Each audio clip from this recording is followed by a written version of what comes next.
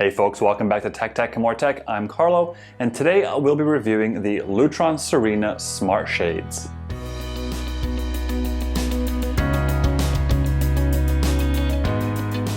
As always, if you prefer a written version, head on over to techtechandmoretech.com or check the link in the description just below that like button. Before we get started, full disclosure, Lutron sent these to me at a very reduced cost because they are custom made. However, there's no obligation that I say anything specific, so it won't have any sort of impact on the review. Let's get started. Having a smart home is pretty cool and feels pretty Jetsons-y. However, it doesn't feel particularly luxurious, largely because it's not really supposed to. However, having smart shades definitely brings that kind of, luxurious feeling to your home. Perhaps it's because a physical item is being moved. Perhaps because it's something more commonly found in modern, expensive homes. Or maybe it's because these shades cost over $1,000. Some of you may have balked at the cost, and some of you may be like, yeah, shades are really expensive, especially when they're large. My shades are installed in my master bedroom and cover a total window length of 93 inches by 70 inches. By all accounts, that's a pretty big window, and if you look at their online configurator, that's almost the maximum size that they make. The first step to ordering these Serena shades is choosing what you want online. From there, you will be greeted by a variety of options. There are three types of designs that are offered: roller shades, which is what I have, wood blinds, and honeycomb shades. Because I wanted to be full blackout, I opted for the roller shades. First is the obvious dimensional input of your window. Be super careful when measuring the width of your window, as you don't want the shade to be too large and for it to not fit. These are custom made, so you won't have much luck returning them. You can also choose if they're going within the window frame, above it, or on it, depending on your style of window. Mine is pretty deep, so it made sense to go with the in-frame option. Then you've got your decorative options, which are pretty standards for shades. In terms of finish, we went with a sort of white textured finish that is blackout, so it lets no light through, with a matching top cover fascia. You can request sample fabrics so that you can make your decision fully informed rather than taking a gamble on whether or not your choice will look good with your current home decor. The only real technical choice is whether or not you want it to be battery powered or wired. We don't have an outlet near the top of the shade, near the top of the window, and I didn't want wires running down the windowsill, so I opted for the battery option. The batteries are in fact not included, and it requires 8 D-cell batteries. They should last a while. In fact, Lutron states it should last about 3 years. Obviously, this will then depend on how often they are used, but just one thing to keep in mind. Since I've only had mine for a couple weeks, I have no meaningful battery update at this time. At the moment, the production time is pretty long. I waited about 4 or 5 weeks before receiving mine. Obviously, this is subject to change when things go sort of back to normal, but as of July 2021, that's probably what you should expect in terms of shipping times. These are custom created for you. Installation is pretty straightforward. They include all the necessary documentation, and there are even specific videos made by Lutron to walk you through the whole process.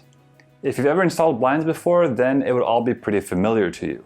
Basically, you've got a long top bracket that you actually attach to your wall or windowsill, and then you clip the shade onto it. You can typically do this by yourself if it's a sort of small shade, but since mine was 93 inches long, I needed help from my wife.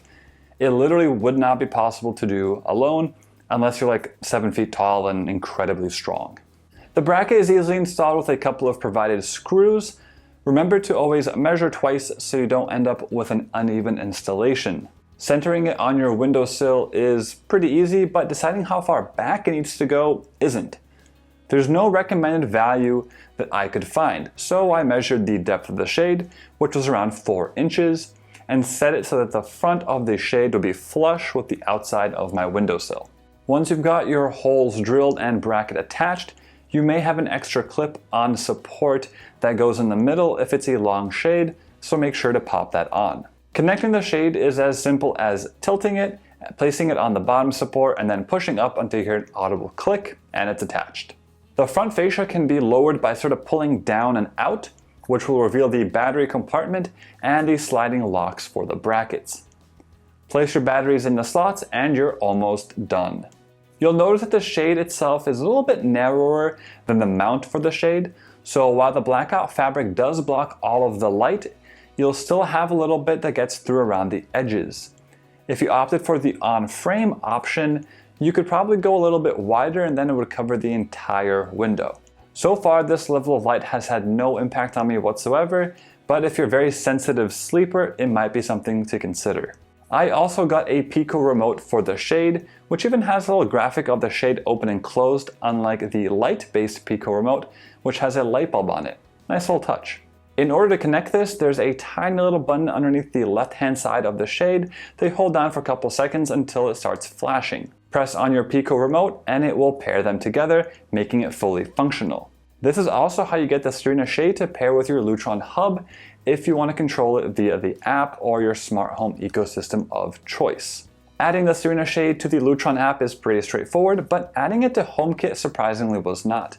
There's no refresh devices in the HomeKit app or in the Lutron app for other integrations, so I had to resort to restarting the Lutron hub in order for it to appear in my iOS home app. Supposedly it should show up automatically, but I waited for several minutes and nothing happened. It could just be bad luck on my part, but that's what I had to go through. The same thing happened with my Echo devices. Usually they will automatically detect a new smart home device, but it only detected it after restarting the hub. So there's some room for improvement there, as it is not clear anywhere what you have to do if you have an existing Lutron hub set up with your smart home. If this is your first Lutron device, then you'll set it up with your hub and add it through their app, and then integrate it into the further ecosystems without any issues. Before we go too far into the smart home functionality of it, let's talk about the functionality of the shade itself. Firstly, it's really quiet.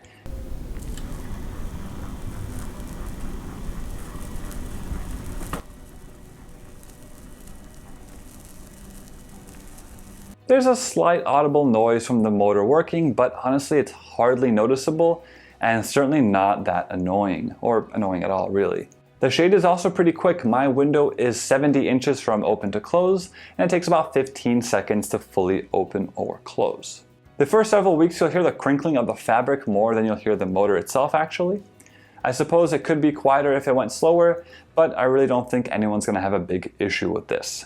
There's no way of changing the speed at which it opens or closes, but within the Lutron app you do get to determine what your open and close limits are. So after you set it up, take it all the way down to the bottom, set that as closed, and then all the way up and set that as open. The response time from both the remote and any app is basically instant. As soon as you give the command, the shades start moving. I would venture that this isn't super important to anyone, but having a lag-free smart home is nice. Now, while opening or closing your shade with a remote in bed is nice, wouldn't it be better if the shades just shut automatically? Why yes. Yes, it would.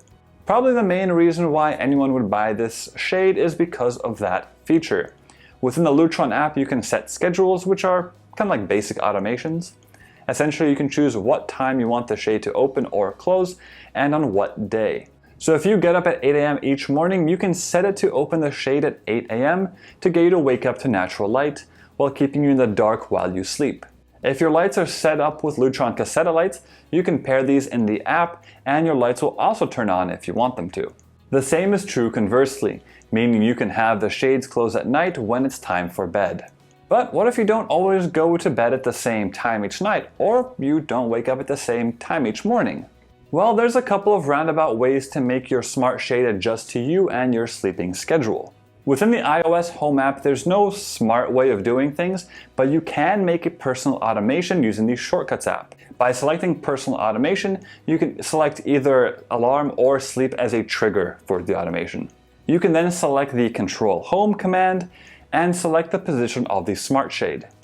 And of course, you can do the same thing for when you're going to bed, which is a bit easier as you can just incorporate it into a sort of good night scene. For those of you that may use Sleep Cycle, like I do, all you have to do is create a scene in Home that has the smart shade set to level of openness, and it will be activated anytime the alarm is set. So you don't have to worry about making multiple alarms or anything like that, it's just sort of integrated. If you use Amazon as your smart home ecosystem of choice, you can accomplish pretty much the same thing. Set the trigger for your routine to be either an alarm being dismissed or a simple time-based trigger, and select the Serena Shade and what position you want it to go to. Now, some of you may be wondering if there's a way to get it to open more slowly. Perhaps you want it to open slowly over a period of time. However, since there's no way of changing the speed of the motor, you won't be able to get it to open any slower faster than it nominally does. If you're particularly keen on getting this effect, however, you could set a series shortcut to open it bit by bit with a wait in between. It will be a little bit of a tedious process, but since the shade is very precise and can open 1% at a time, you can set it to open 1% every 30 seconds or so. I personally haven't implemented this kind of setup as I don't really care to do it, but you could do it that way. The same thing can be done in the Amazon Alex app using the wait function and setting a new openness level at each interval. So all of this brings us to the golden question. Should you buy the Lutron Serena Smart Shade? As always, we start with the price, which in this case can differ quite a lot. The starting price for the roller shades is around $700, which is quite a lot. If you want a large one and you want the fabric matching fascia and a premium fabric, it'll cost you around $1,200 like mine did. The thing with shades is that good shades cost a lot of money. Regardless of any sort of smarts, they just do. There's not that many options out there either. If you have small windows, the IKEA Future blinds are a reasonably priced alternative. There are some other options like Soma shades, which will just motorize your existing pull shade. However, these can be limited to size and weight. This basically leaves you with the Serena Shades, which work flawlessly in all ecosystems, and honestly, they just work flawlessly in general. If you've got the budget and you want smart shades, go with the best and get the Lutron Serena Shades. You won't forget it. As always, thank you so much for watching. If you liked the video, be sure to like and subscribe button for plenty more videos to come. If you have any questions or comments, please leave them down below and I'll get to them as best I can. And until next time, see ya.